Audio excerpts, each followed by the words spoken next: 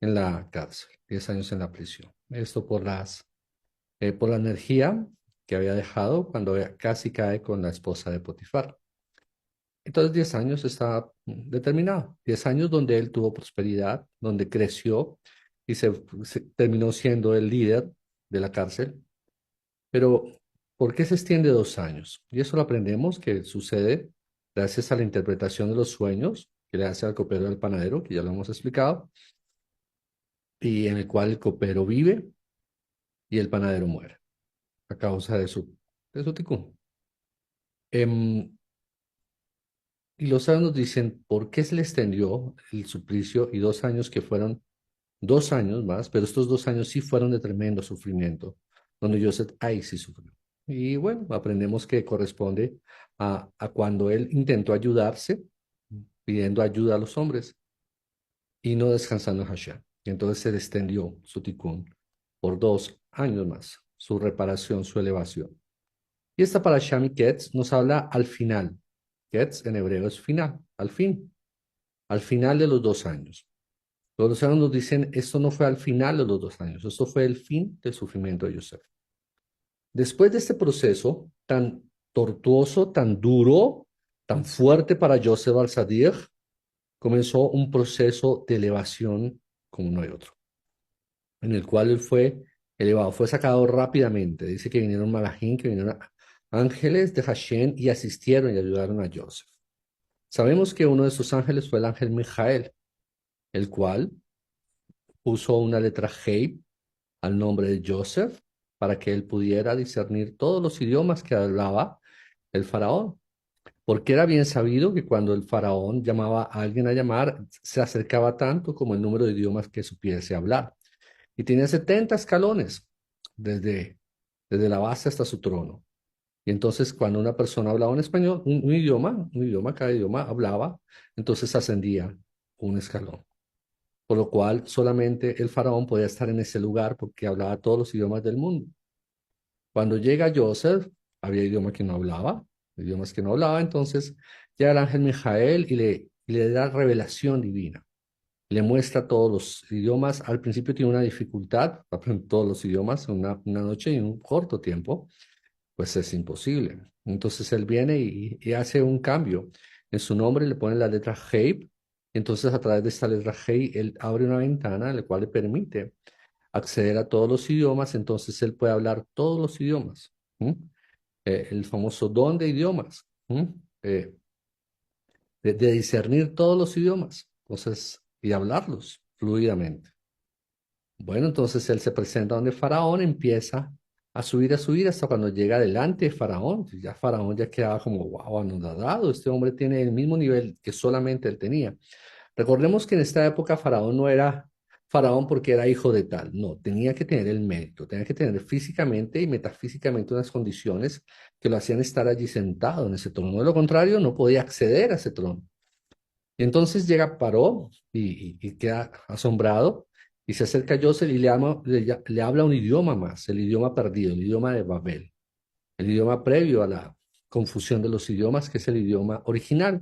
La Shon HaKodesh, el hebreo, el hibrid puro, no el hebreo que se habla hoy en día, que es un hebreo más común. Este era un hebreo muy, muy elevado. Hay que entender que el hebreo tiene varios niveles eh, y el nivel más elevado solamente lo hablan grandes tzadikim que estudian, se dedican toda su vida al estudio del hebreo. Estudiar hebreo no es estudiar un idioma, estudiar hebreo es estudiar a Kadosh Baruj Hu. Cuando alguien está estudiando hebreo, está estudiando al Creador. Y cuando el faraón ve esto, queda totalmente desnudo delante de Dios. Se dice, te ruego por favor, no me hagas quedar mal delante de mis súbditos, te ruego, solamente déjame seguir gobernando o fingir que estoy gobernando, pero tú vas a reinar. Y entonces en este momento lo nombra virrey y le pone todo el reino bajo los pies de Dios. Y realmente Joseph era el rey de Egipto, eh, muy por encima de Faraón, pero a los ojos de todo el mundo, el Faraón gobernaba y Joseph era el que tomaba las decisiones. Los sabios nos enseñan que esto es el secreto del alma. El alma viene a este mundo y encarna y se hace esclava del cuerpo. Entonces el cuerpo es el que maneja todas las decisiones, exacerba el deseo de recibir en el cuerpo y gobierna al hombre. El hombre natural está sujeto a todos los caprichos y deseos de su cuerpo. Pero ahora bien, cuando el sadí, cuando el alma que se conecta con Akadosh Baruj Hu despierta su neshama, entonces tiene un deseo de Akadosh Baruj Hu y eleva su alma y se vuelve entonces el alma, se vuelve el rey. Pero sin importar que el alma tome control, debe darle ese seut, ese mérito al cuerpo de que él gobierna. Sí, él gobierna, el cuerpo gobierna. Ah, sí, tú gobiernas. Entonces, en la mayoría de veces, cuando hemos visto grandes tzadikim, cuando vemos a los patriarcas, ellos siguieron gobernando con su cuerpo, y era su cuerpo el mecanismo por el cual ordenaban al mundo. Pero, pero realmente quien estaba gobernando era el alma, pero ellos le daban el mérito al cuerpo. Los grandes profetas no salieron del cuerpo y siguieron gobernando, no, siguieron bajo el cuerpo gobernando, dándole el mérito al cuerpo para que el mundo físico también tenga rectificación. Esa es una gran enseñanza que nos deja Joseph al-Sadir en esta parasha. Y, y algo que quiero eh, manejar como la energía más poderosa de Miketz es después de que Hashem te bendice, no hay quien te pueda maldecir. No hay quien te pueda maldecir. Joseph tuvo un momento en que su papá lo bendijo. Y entonces sus hermanos se llenaron de envidia, entonces lo vendieron, le quitaron la túnica de colores, bueno, todo lo que le pasó, ¿sí? Joseph, golpe tras golpe, viene y recibe una y otra y otra y otra vez otro golpe, otro golpe. Pero después de este evento, después de Miketz, después de esta palabra en la Torá, ya Joseph no vuelve a recibir ningún golpe. Ya nadie se le voltea, ya nadie lo puede tocar. Él se vuelve intocable, se vuelve indestructible. Y solamente crece y crece en poder, en honor y en sabiduría, y en belleza, porque era un ser muy bello. Y esta es una promesa que el Padre nos regala. Todos tenemos acceso a este Miketz, todos tenemos acceso a esta puerta. Pero ojo, esta puerta no aparece de repente, aparece después de un momento muy difícil. Después de pasar presiones, enemistades, eh, pleitos, de pasar persecución, de vivir situaciones dolorosas. Este Miketz, este final, el sufrimiento de Joseph no fue gratuito. Y es curioso, porque los sabios nos dicen que fue el momento donde él por primera vez estaba a punto de rendirse.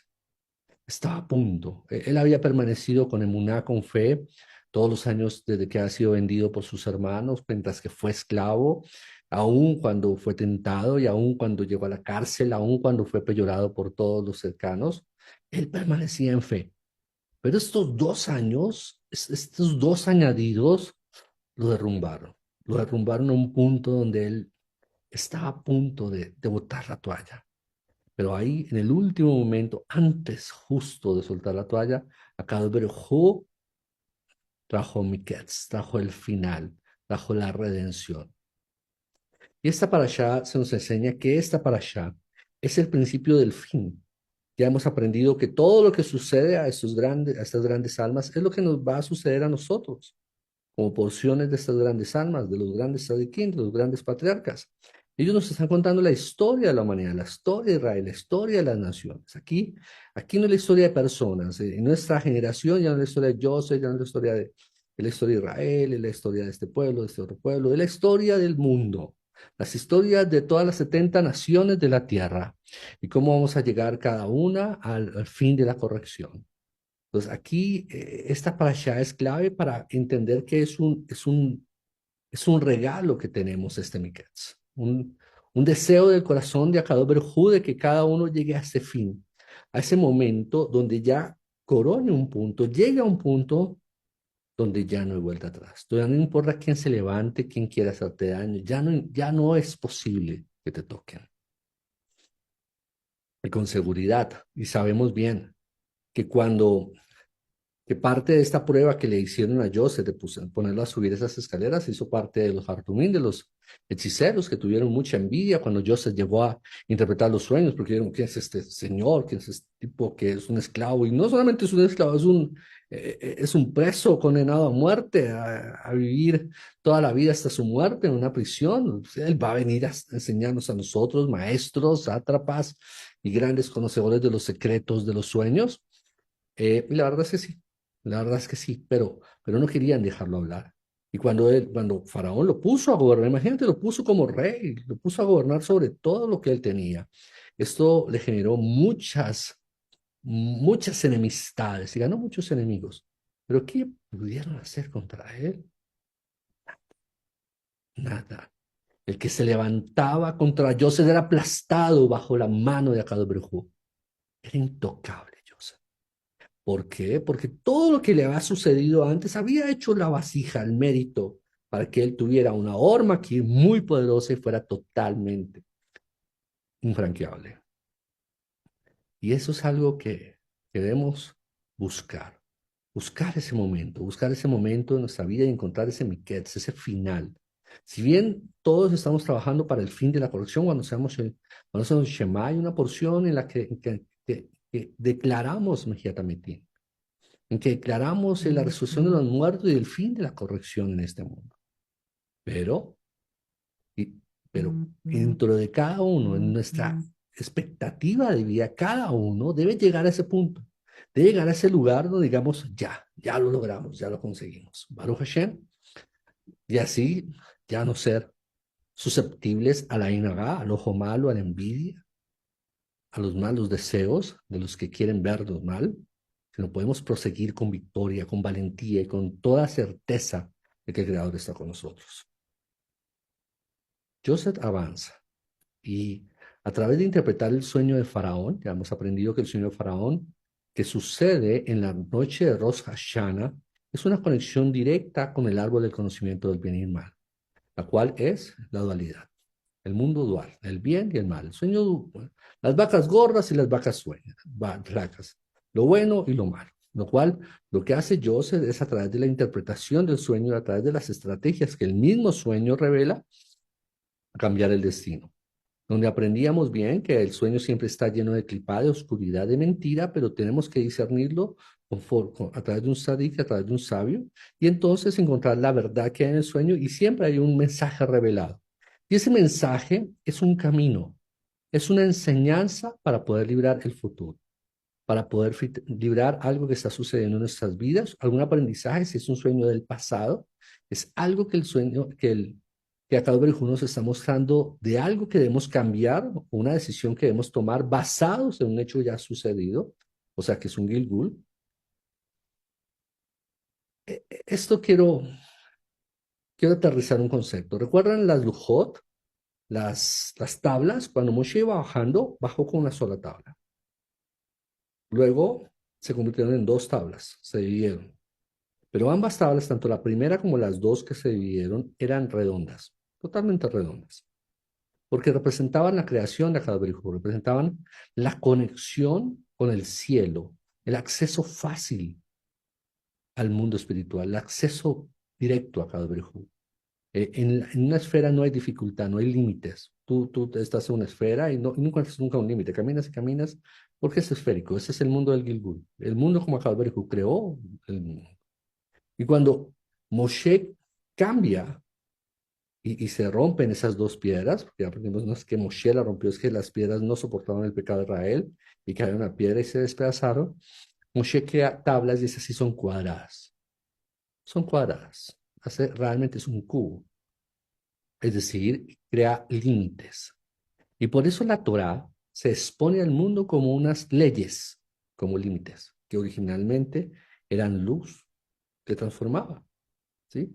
¿Qué hizo Akadosh Hu? Reveló la Torá, inmediatamente todo el pueblo fue un sadik. No fue que guardaron por muchos años los mandamientos, entonces se convirtieron en sadik. No, fue la revelación de la Torá misma, ya los convirtió en sadikim. Pero ahora después, la Torá que fue entregada, la segunda Torá, que es una remodelación, lo hace Moshe a través de límites, haciendo un cuadrado, dando líneas rectas. Ya no es un círculo, ya son líneas rectas. ¿Mm? Entender esto fue lo mismo que hizo Joseph. ¿Mm? Esto fue lo mismo que hizo Joseph, de ahí lo tomó Moshe Rabbeinu. Joseph entendió el principio creador y el acceso directo a Kadosh a través de su amor y su misericordia, a través de la Torah misma, que es el acto más grande de amor de Kadosh y que hace generar límites, estableció leyes, hizo servir a los egipcios y conectó con todo con el monoteísmo en Egipto, o sea, llevó a Egipto a un nivel de límites y les enseñó el nombre Elohim, en nombre de las leyes, en nombre de Akadosh Berjú en su estado de rigor, ¿sí? Y con esto trajo redención al mundo, a un mundo indiscutiblemente que estaba en caída, que estaba en bajada. Y esta tecnología lo hizo a través de la interpretación del sueño. El sueño mismo le decía qué hacer. Por eso cuando se le interpreta a Faraón, él hace todo lo que Joseph dice. No solamente porque vio la sabiduría de Joseph, sino porque él también es lo que él había perseguido. Este faraón no es del mismo, no era la misma energía de los faraones de Moshe. Era un faraón de un nivel mucho más elevado. Y por eso fue aliado de Joseph al-Sadiq. Y por eso Joseph al-Sadiq le entrega a él todas las almas de la tierra. Porque recuerdan que más adelante, ¿qué hace Joseph? Empieza vender el trigo a todas las naciones y entonces la gente entrega todo el oro. Cuando se acaba el oro, entonces entregan sus animales, luego entregan sus casas, sus posesiones. Cuando no tienen nada, entregan sus propias vidas. Entonces dice, bueno, entonces recibimos almas. Entonces entregan las almas y cuando entregan las almas dice, todo faraón es tuyo. Por eso vemos a un faraón mucho más adelante, dueño de todo. ¿Quién se lo entregó? Joseph. ¿Mm? Y de ahí aprendemos que por eso Joseph era tan importante para Egipto y por eso Joseph, cuando murió, fue oculto por el faraón de la época, porque ellos sabían que había la promesa que había hecho Israel de los hijos de Jacob, de cuando se fueran de Egipto se llevaran a Joseph. Él había hecho jurar a sus hermanos que cuando se fueran de Egipto llevaran sus huesos. Y entonces ellos ocultaron. De por sí, por eso Moshe se demora un poquito en su code buscando a Joseph y no lo encuentra. Literalmente quien lo encuentra es Korah.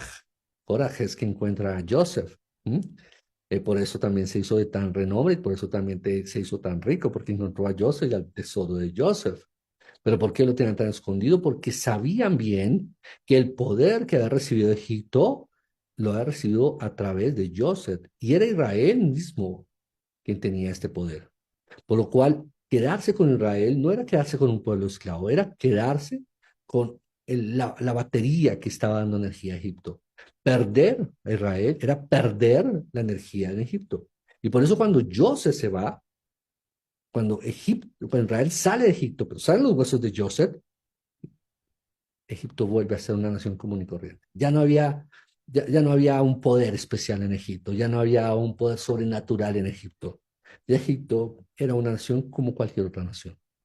Todo su poderío, toda su gloria, todo su misticismo, todo el poder que tenía, salió con Joseph y con Israel. Ahí es donde entendemos cómo funciona la energía de Akadosh Baruj Hu, Baruch Hashem, y por eso nos alegramos cada vez que pasamos por este Miqués, porque tenemos la certeza de que el Creador nos va a dar un fin. Y aprendemos con, con Joseph es el momento en que se encuentra con sus hermanos, que lo vamos a ver en la siguiente parasha. Pero que quiero aterrizar porque es mucho de la energía que vamos a ver esta semana.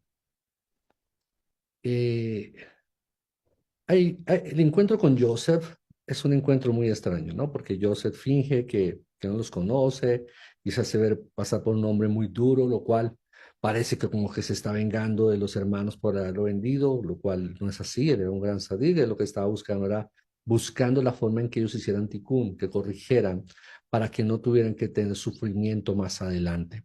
Porque eso es lo que hace el justo, más que librar a la persona, la quiere es transformar en que encuentre qué es lo que le está causando tanto sufrimiento a su vida, qué es lo que le está generando tanto caos, y entonces sacarlo de su vida para que no siga cometiendo el mismo error. Y eso es lo que estaba haciendo Joseph. Lo que pasa es que lo estaba manifestando a través de Egipto, que era un estado puro de rigor.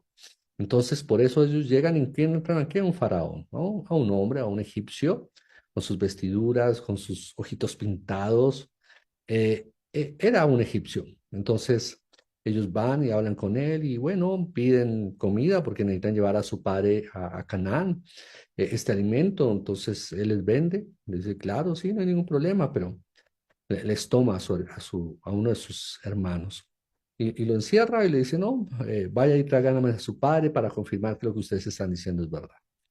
¿Por qué hacen él esto? Y no lo hace una vez, sino lo hace dos veces, porque ellos vuelven con el hermano, con Benjamín, y él ahora toma a Benjamín, porque les hace una trampa, ¿no? Les dice, ven, les hace una fiesta donde él se sienta en una mesa, donde Manashe y Efraín se sientan en otra mesa, y sus súbditos se sientan en otra mesa, y los hijos de Jacob, sus hermanos, se sientan en otra mesa. Lo cual esto nos revela el estado de separación de Israel, por el cual el alma que está conectada con Hashem está dividida. Y esta división impide que lleguemos a nuestra corrección final. Sabemos que Joseph es Mashiach. Y cuando hablamos de Joseph, hablamos de Joseph, Mashiach ben Joseph. Toda la historia de Joseph nos está revelando el secreto de la corrección del alma de Israel en su estado Mashiach Joseph. Y el Maratikun, el fin de la corrección, se va a manifestar a través del estado de Mashiach ben David. Pero aquí vemos que esta separación entre Joseph y aún su propia casa, porque sus hijos no están sentados con él, o tampoco sus hermanos. ¿Por qué? Porque no hay unión. Cada uno está defendiendo su causa. Y esto es un gran llamado a cada uno de nosotros, cada comunidad, Yehudí, cada comunidad que guarda Torah en el mundo. Cada una apuesta porque tiene la razón y apuesta porque las otras están mal, están equivocadas. eh, Se tratan duramente unas a otras, donde hay un montón de hombres sabios, porque son sabios, gente que sabe mucho, sabe el hebreo, hablan bien en Israel, o están en grandes ciudades, son jajamín de linajes, donde su papá, su abuelo, su bisabuelo, eran de grandes familias, de grandes sadiquín, Baruch Hashem, pero ellos son los únicos que tienen la razón. El resto están equivocados, están mal. Todo su interpretación, todo está mal. Y su casa, su linaje, su línea, eh, ellos son los que están bien. El resto de Usa Hashem están locos, están mal, son sectas y no vamos a aprender. Tristemente, sabemos que una de las cosas que nos muestra esta paracha es que lo que nos va a acercar a todos es la persecución. ¿Sí? Porque lo estamos viendo, ¿no? Cuando hay persecución, Amalek no pregunta, ay, ¿tú de qué línea eres? Ah, tú eres tal, voy por ti, punto. Ya, tristemente, lo único que nos va a poder unir a todos es esto, tener que unirnos para defendernos, ayudarnos unos a otros. Y ahí es cuando se van a revelar los verdaderos hermanos, los que no son. Triste llegar a esto, pero esto es lo que la Torah nos muestra que va a suceder. Eso es lo que va a pasar. Y bueno, después de esta cena, salen y ellos dicen, bueno, vamos con esos sacos de trigo para llevar a nuestro padre. Y a cada uno le dan unos sacos de trigo, los cargan en unos animales y los llevan. Y Joseph manda a esconder la copa de Faraón. De nuevo, ¿recuerdan? Habíamos hablado de esto cuando hablamos de Rachel, cuando esconde los hechizos de Labán dentro de ella, que obviamente estaba embarazada de Benjamín, lo cual los esconde en Benjamín, perdón. Y ahora Joseph hace exactamente lo mismo. Coge la copa de hechicería de Faraón, que es la copa con la que Faraón adivinaba. ¿Recuerdan qué hacía Labán con sus ídolos? Con estas cabezas reducidas, esta magia negra, la negromancia, hacía adivinación. Era una tecnología muy elevada la que tenía Egipto, pero en una copa. Era la copa de adivinación de Faraón. Era el poder que hacía a Faraón ser Faraón en Egipto. No era cualquier otra copa. Porque la tenía Joseph, porque Faraón se le había entregado cuando le dijo, hey, tú eres más digno de tener esta copa que yo. ¿Y dónde la pone? En la copa de Benjamín. que sabemos que corresponde a Jerusalén, ya lo hemos explicado, y al Betamigdash. ¿Mm? ¿Qué combinación tan extraña? ¿Por qué? Porque eso se trata. Israel ir a tomar la luz, porque en todas las naciones hay poder, hay energía física y metafísica, y muchas cosas buenas están allí. No, no es que Akadosh Baruj Hu se quede con el mal, no, con el mal de Labán o con el mal de Egipto, no, con la energía luminosa que tiene Egipto, con el que hace el mal, ¿sí? Para poder hacer el mal toca tener energía, y esa energía es la que toman los hajamim, especialmente ellos, la pone en Benjamín. Entonces, ahí ya hemos explicado ese pasaje otras veces. Entonces llega Joseph y manda a sus hijos, a Manashe especialmente, le dice, ve, y que era como su mano derecha, ve y captúralos y tráelos. Y entonces los ponen, entonces la copa la tenía Benjamin. Benjamin dice, no tengo ni idea qué pasó, los hermanos se congestionan. Claro, siempre durante todo este proceso, todos los hermanos tienen culpa. ¿Qué es la fuerza de Satán? La fuerza de Satán siempre es la culpa. Siempre viene a acusarte. Es que tú hiciste, es que tú. La culpa es el Satán, el que acusa. Cuando una persona que acusa a otra, esa persona es el Satán. ¿Sí? Hay mucha gente que se siente espiritual acusando a otros. ¿Sí? Y hemos aprendido que ese es el trabajo del Satán. Siempre el que acusa es el Satán. Entonces, viene y todos dicen, "Hey, nosotros todos tenemos mérito. ¿Sí? Todos vendimos a nuestro hermano. Pero Benjamín no. Benjamin no. Benjamin no tenía por qué sufrir. Benjamin no tenía por qué pasar por esa situación. Y Benjamin era el que se iba a quedar en la cárcel, según lo que está diciendo este faraón, que era José, obvio, que iba a dejar a su hermano arrestado. Y le dijo, bueno, tranquilos, los va a dejar a todos libres, solamente este hijo va a quedar arrestado. Y ahí es donde Jacob dice, hey, arréstame a mí, arréstame a cualquiera de nosotros, pero a él no, porque él no tiene mérito. Él fue el único que no vendió a Joseph. Él había mantenido su conexión con su padre, su conexión con Akadosh Baruj Hu. No tenía el mérito. Y eso era algo que entendió eh, Yehuda. Y por eso esta parasha termina y comienza, la siguiente parasha Vayahib, con la pelea entre Joseph y Jacob. Y me encanta esta pelea, porque cuando la lees en la Torah pues es una discusión, ¿no? Están los dos discutiendo y discuten. Y es hermoso porque la forma en que expone eh,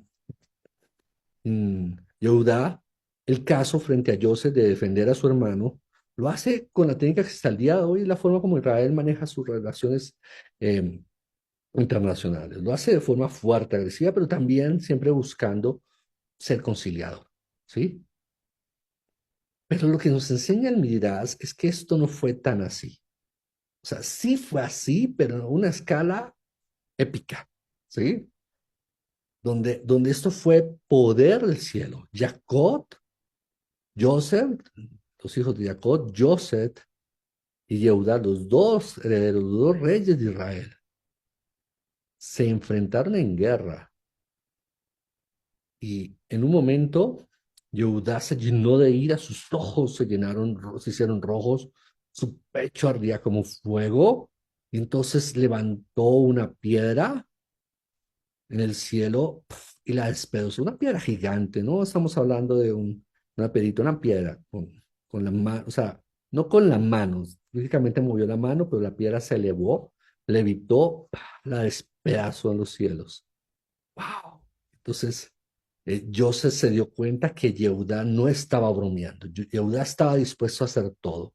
Entonces en esto se levanta el hijo de Joseph, Manashe, y hace lo mismo.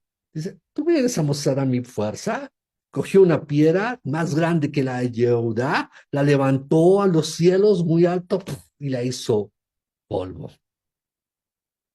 Entonces, Judá dijo, ah, sí, llamó a sus hermanos, dijo, ¿cuántos mercados hay en todo Egipto?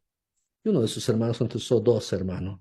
Dijo, cada uno vaya y destruye todo el trigo, todo el grano, toda la comida de Egipto, todos los mercados. Vamos a dejar a Egipto sin sustento. Claro, cuando Joseph ve esto, llama al ejército de Egipto. Y entonces estaba enfrentando todo el ejército de Egipto curioso, dirigido por Efraín y Manashe. Bueno, Efraín era muy chiquito ahí, pero y Manashe y Joseph, y al otro lado, Yehuda y sus dos hermanos. Y cuando avanzaron y Joseph vio que no estaban molestando y que ellos podían destruir a todo Egipto y todo el sustento del mundo, porque estos 12 mercados eran los que surtían a todos los moradores de la tierra. Cuando Joseph vio eso, dijo, ahora sí hicieron teshuva. Ellos están dispuestos a destruir todo por tal y de dar sus vidas mismas por tal de salvar a su hermano inocente, porque él sabía que era inocente y los hermanos también sabían que era el único inocente. Entonces, en vez de aprovecharse esa situación y quitarse el hermano consentido de papá, como había pasado con él, con Joseph, estaban en este momento haciendo ticún. Están diciendo, no importa, yo voy a ir a defender a mi hermano. No importa quién tenga que destruir. Eso generó que Joseph llorara. Imagínense, Joseph lleno de poder del cielo se estaba convocando ángeles, todos. Esto era un poder impresionante. Y cuando pasa esto y ellos avanzan, Joseph les salen lágrimas. ¿Mm? Porque lo que hace que esto suceda en Joseph, que salgan lágrimas, es que Judá da un grito de guerra. Guerra, o sea, vamos a destruir a Egipto. Y tiembla la tierra. El grito fue tan fuerte que tembló la tierra, que Faraón cayó de su trono, que los ídolos de Egipto se fueron a tierra. ¡Wow! Era Judá, era Judá. Hizo estremecer los cimientos de toda la tierra. ¿Eh? De Egipto. Toda la tierra de Egipto. Pero llega Joseph y cuando ve esto llora, lo cual todos quedan como, ¿qué pasa? Estamos peleando, aquí no hay tiempo para llorar.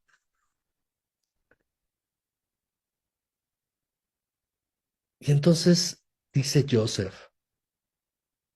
aquí está su hermano Joseph, lo voy a mandar llamar. Y lo llama Joseph, Joseph. Claro, ellos entendían que todo esto tenía que ver con el karma que ellos habían hecho al vender a su hermano.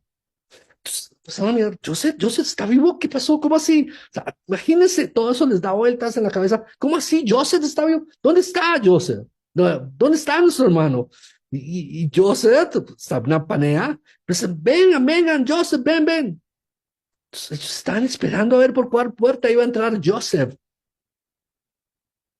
Y entonces se queda callado un instante, Joseph, y da un grito mucho más fuerte que el de Yehuda. Dice, Anochi, Joseph, yo soy Joseph. Cuando él dice esto, la faz de la tierra, la faz de la tierra, todos los mundos, todas las dimensiones, todos los reinos de los cielos, en todos los cielos se escuchó un estruendo. Anochi, Joseph, yo soy Joseph. Y en ese momento, el disfraz de Joseph, que era metafísico, cayó y pudieron ver a su hermano por primera vez, después de haberlo vendido.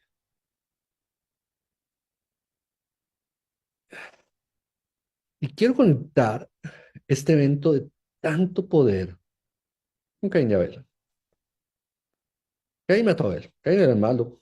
Era el malo Caín. ¿Por qué mató a Abel? Porque Abel era el bueno. Entonces, ¿cuál era el pecado de Abel? Era el primer hijo, el primer hombre. Era un adorador. Hacía altares a Hashem y eran kasher porque eran sacrificios aceptos del Padre. ¿Por qué murió? ¿Qué injusticia? No. ¿Cuál es el pecado de, de Abel? De Abel. Ser Abel. Ser un suspiro, ser débil. Porque por naturaleza el justo es débil. Y el trabajo del justo es hacerte fuerte, hacerse fuerte, hacerse valiente, hacerse poderoso para enfrentar el mal. porque el pecado de Abel fue ser débil.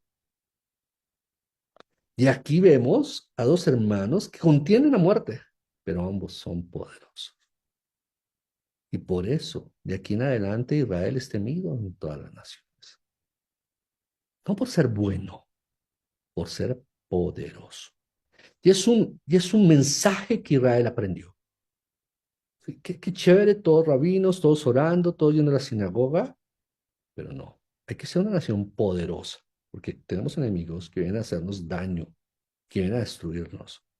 Y claramente a través del poder de la Torá, a través de la justicia es que lo vamos a vencer, no a través de estratagemas o a través de poderes físicos, sino con la conexión con Akadobrijo.